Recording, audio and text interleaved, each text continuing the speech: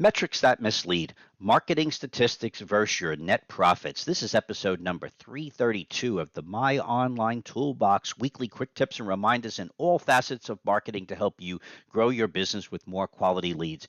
We want to just quickly take a pause before we get into the details and ask you to please like and comment on these posts because we like to ask you what's good enough for the goose is good enough for the gander. Where if we have so many people tell us over the years that we're always motivated by looking at your weekly quick tips, but we never really know if people are really listening or not. And they tell us verbally, but we don't see online. So just take a moment when you're done to hit the click little like button wherever you're seeing these posts. Give us a quick little comment to say hello so we know that we have a pulse going on there. And also remember, it makes you see that if you could do this for us when you're following us and being motivated over the years, that you could ask your own customers to be sincere on why you want to get your reviews when you deserve them working for them. But previous 2 weeks, we had some really great posts. One was about inspirational websites and how they're costly when your brand suffers when the programmers are using duplicated content. And the week before that even stimulated more commentary when we were teaching about preparing to pay the price when your programmer steals other people's content, and by the time it comes back to your front door, that programmer is long gone and is not going to be dealing with the ramifications that you're going to have to live with. But this week, we're moving into metrics that mislead. The reason is we go every week with somebody reaching out to us to talk about their new website, where they're going to go next year, et cetera, et cetera. And then inevitably, people will bring in other companies, which is fine. Sometimes we know the names, sometimes we don't. But a lot of it, when they say, check this out, what do you think? A lot of it gets based on these permutations of marketing hype. Rightfully so, where somebody even said, hey, check out this contractor they were sharing with us. They generated a gazillion clicks off some paid advertisement. Another one was talking about the organic rankings increasing a few 1,000%. Another one shared with us some remodeler gaining thousands of followers. And then this last one, and then we just got exhausted. So we said we're going to do a weekly quick tip, is service provider increased their revenue by a few 100%. Well, first of all, the contractor that generated a gazillion clicks, which did occur on the ad he was sharing, big deal. We're not looking for thousands upon thousands of clicks because then guess what? Somebody has to spend their time going through that mess to figure out what was real. Another one with the organic rankings increasing a few 1,000%, which was true, but before the guy had his rankings anyway, they sucked. And so it was so easy to show results because he stunk. But then again, it was true with the advertising that it did go up a few 1,000%. Big deal. Then came this other one that showed us this remodeler gaining thousands of followers. And I'm like, oh my God, My Online Toolbox is national and we don't even want thousands of followers. At least we rather have good ones, but it's impossible to happen unless you're in that mindset of just surrounding yourself with a sheer wave of people and trying to figure out which less than 1% is relevant. Then came this one where the service provider increased their revenue for a few 100%. Great tagline. By the time we were done digging deeper, which was true, the guy was just 100 grand or something like that, and then he went up to 350, and that's impressive. But it wasn't as spectacular as the headline, but it did grab everybody's attention, and it was true, so there was nothing misleading other than we need to talk the next step.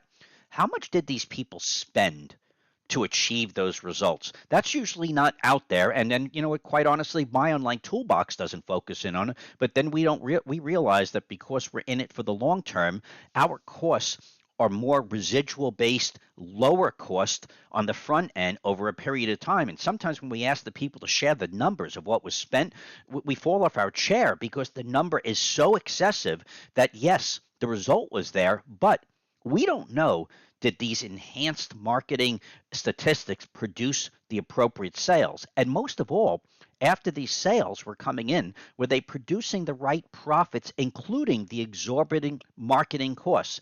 You have to remember, most people that are guiding you in your marketing efforts traditionally have been in the technical industry more than they've been in the business industry, let alone the entrepreneurial world, and they don't think of the net income and the effort it takes to see how much money is going to be left on the table after it's all done. So while you might even enhance getting more opportunities, embed the cost and effort to manage those crappy opportunities while trying to figure out what's real. And then separately, also when you get the wrong profits, remember 1 to 5 years out of building a brand with the ups and downs of the economy, the cyclical nature of this business, you don't want to just take on things to take more of them to make less. And that's my point. To keep in mind that I'm now almost 40 years in business and I've seen everything with the ups and downs. The downs are painful, but because at a young age I was being guided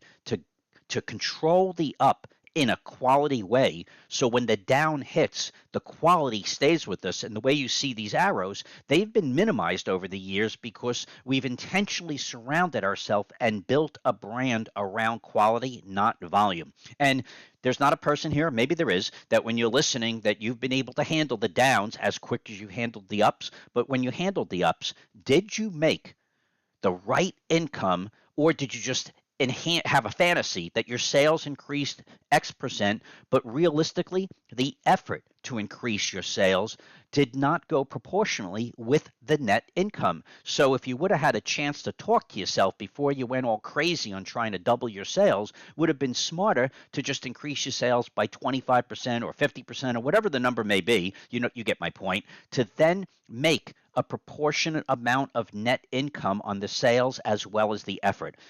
Most people in marketing have no idea what I'm talking about, and they had no experience in dealing with it, even if they have a slick sales pitch. So please keep that in mind, because we watch too many people grow too quick. Then they complain why they're not making enough money. And you could bet the marketing people who are paid to just bring in as much as possible may not be really asking you, can you handle the vision of what it is to enhance your marketing efforts? That's what all we're asking you to do. Then take the costs involved to enhance the marketing, throw that in there to make sure you completely understand, is it even worth the effort for the marketing objective being pitched to you? This is My Online Toolbox reminding you to please like us and follow us on the Facebook and YouTube channels for the weekly quick tips. Check out our Instagram channel for the weekly featured projects. And remember to start planning yesterday for next year's marketing and profits. Next year's already here. Set the path for that quality, and the metrics will follow too. We're never not saying they're not important. Just don't let the hype of the metrics sell you into a direction that you may not be looking for to enhance your net income at a sustainable level for both the ups and downs. Have a great week, and we're going to see you next week with a shocker of a post. Check it out.